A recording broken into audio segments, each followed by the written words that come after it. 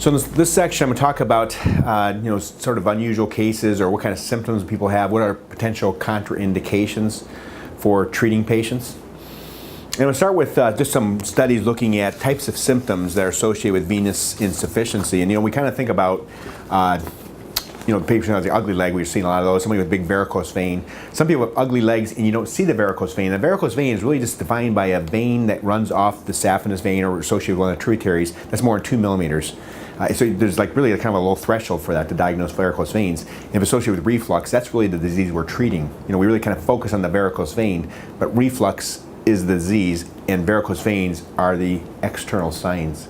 And sometimes the leg's so ugly and swollen, you don't see them. So the diagnosis still is varicose veins, because that's kind of like an official diagnosis that's necessary for insurers to pay for ablation. We really should be focusing more on venous insufficiency. This is a study done in, it's called the Edinburgh Vein Study. It's done in England, in Scotland. And they looked at patients that had about 2,000 patients that had just various leg symptoms. Heaviness, tension, swelling, aching, restlessness, cramps, itching, even just ugly legs that just kind of hurt. And they found that there was, obviously other comorbidities. They might have had diabetes, they might have had, like some peripheral vascular disease. But they found in general, if they had symptoms of their legs, they had venous reflux. And when patients are coming in, their legs just don't feel good, they have venous reflux. And sometimes they get so hung up on some of the other conditions they have that we want that to get cured first. Like a peripheral vascular disease, if it's not a surgical condition, not going to be treated now. Somebody has diabetes, that's not going away. Somebody has some diabetic neuropathy, tell them that's still going to be there. We're going to make your legs feel less heavy, and we could treat them. Like I said, the guidelines say that you should treat these, not do conservative management.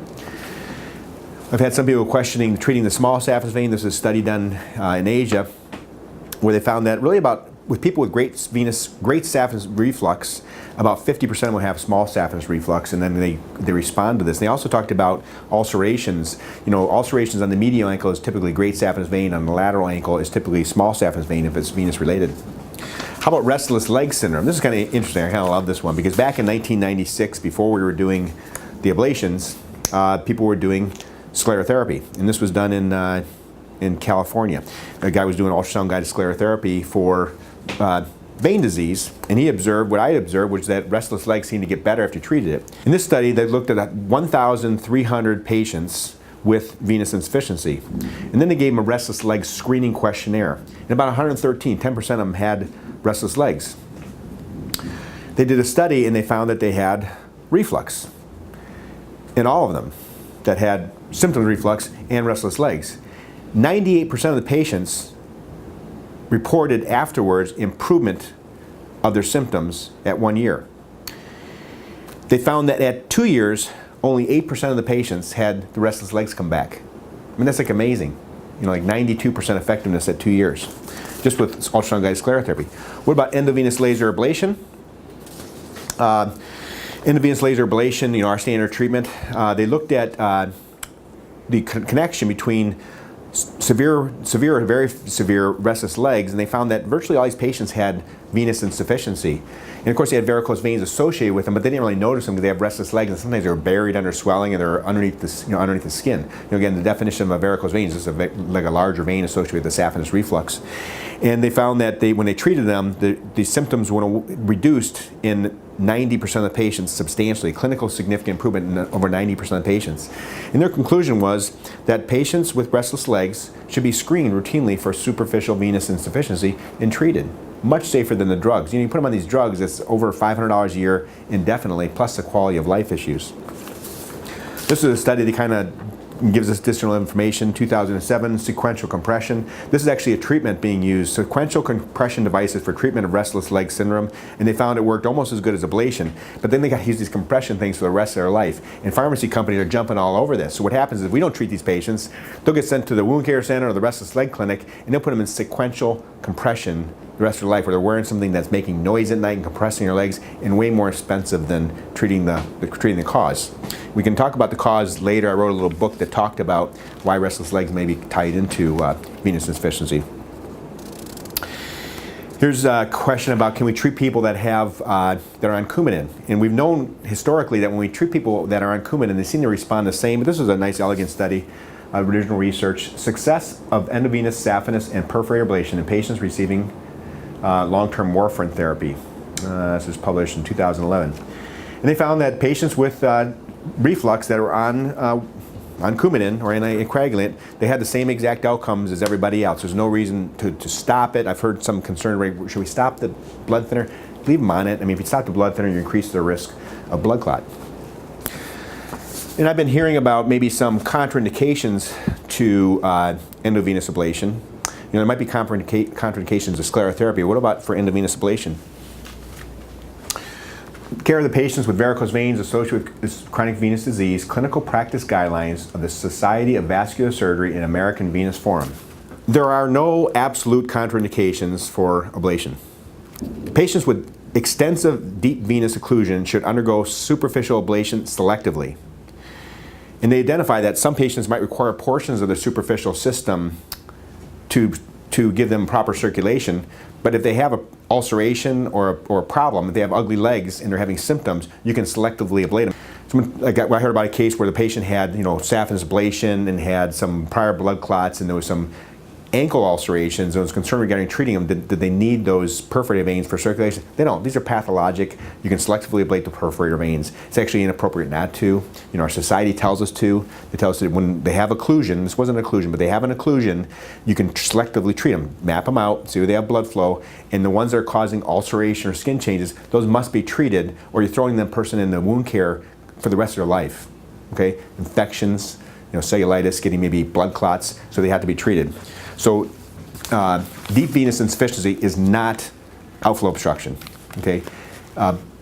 Blood clot that's fenestrated is not an outflow obstruction. Outflow obstruction where there's no blood flow, then you determine there's a deep femoral profunda have blood flow. There's other courses of blood flow, and if it's a perforator vein, that is not at all responsible for their circulation. So nobody relies on a perforator vein for circulation. You can safely treat them. What about deep venous insufficiency? I heard some concern regarding treating people with deep venous insufficiency, and over the past 5 years, or probably 10 years, last 10 years, we noticed that people with deep venous insufficiency and superficial venous insufficiency, when you treat the superficial system, like we do, the deep venous system goes away. This is a paper from the Society of Vascular Surgery, 2008. And again, this is not new information. And they found that patients who had saphenous reflux and deep venous insufficiency, the majority of cases of deep venous insufficiency improved or went away when you treated the superficial venous system. There was no contraindication to treating superficial reflux when there's deep reflux. In fact, it's actually an indication. If it gets better, it is an indication. If the patient has severe deep venous insufficiency, it may be reasonable to warn them that, your swelling's going to get better, but might not go away altogether, so you may wear compression long term, but good chance it'll get better. And actually, there's a high chance it'll get better, and there's no way you're going to make it worse. So that's not a concern. How about blood clots? That's always a concern. Patient has blood clots. When do we not treat them? Okay, so let's say the patient has a fresh blood clot. Come in and they have leg pain, ugly leg, and it's got a fresh blood clot. That's an appropriate patient to wait. They're still a candidate, just not today. So we put them on an anticoagulant and treat them in 2 to 3 months. But the fact of the matter is that superficial reflux is an indicator for blood clots. We know that people with ugly legs, the majority of them, not the majority, we know that people with ugly legs, about 40% of them have had a blood clot in the past. What about people with just saphenous reflux? That's an independent risk factor for blood clots. Here's a study, Journal of Vascular Surgery in 2015. Primary venous insufficiency increases risk of deep venous thrombosis. And they go through the study showing that this is a high risk factor. If they have deep venous insufficiency, they're 5 times more likely to get a blood clot than if they don't. Now think about that compared to, say, factor 5. There's actually more risk for blood clot than a heterozygote factor 5 or someone with an MTHFR disorder. So the venous insufficiency, and they've had a blood clot, it's not a contraindication. Wait till the blood clot goes away and it's stabilized and it's fenestrated, and treat them, because if you don't treat them, they're very likely to get it again. And they're likely to eventually get ugly legs. You're actually doing a great disservice to this patient, turning away because of a fresh blood clot. Just schedule them for a couple months. There's some concern regarding peripheral arterial disease. So there's a peripheral arterial disease is the inflow, and the venous insufficiency is the outflow. Typically, if we look at, you'll probably remember to close those up before. If we look at people with peripheral artery disease, we can do an ABI. we're going to do a handheld Doppler, we're going to do a formal study. But if the ABI is less than 0.7, that's significant reason that's a significant inflow obstruction. They should have a surgery to correct that first. The patients who have minor or moderate peripheral vascular disease, arterial disease, ABI greater than 0.7, they've already maybe had a relationship with a vascular surgeon that's watching them, or maybe determined that they've got flow. The Doppler shows flow. They can be treated. And again, with this person, we're probably not going to use compression on them, or not very much compression, because they do have some circulation impairment. We know there's no compression needed after radiofrequency. We know that there is an indication for compression after sclerotherapy. If you decide you need to do, have to do MFT, you might do it for a day. So if we have a patient that's got some questionable arterial disease and you're doing MFTs, because it's necessary, maybe just use a wrap. Don't really use compression on them, because the compression doesn't help much. But ABI less than 0.7 is a referral for vascular surgeon. And they're still a candidate for ablation. You just fix the inflow first and the outflow second. I heard about it during our WIGs. We were not counting the non-candidates. There are no non-candidates. You got to count those patients. And if you lost them, because you didn't schedule them. So if they have significant arterial disease, we'll see them back here in a few months after they get surgery. What about the patients that have just some general risk for getting a blood clot? How are we going to manage those?